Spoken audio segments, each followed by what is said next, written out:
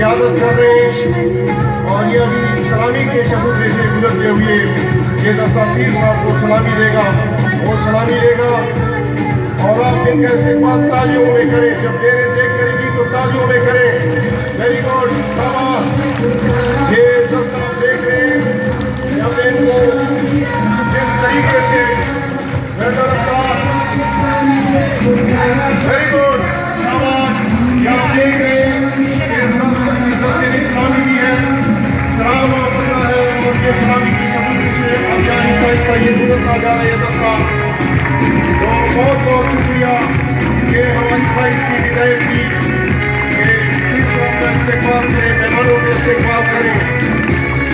ये मंजर आप देख रहे हैं, बहुत बड़े मंजर, बहुत हसीन मंजर।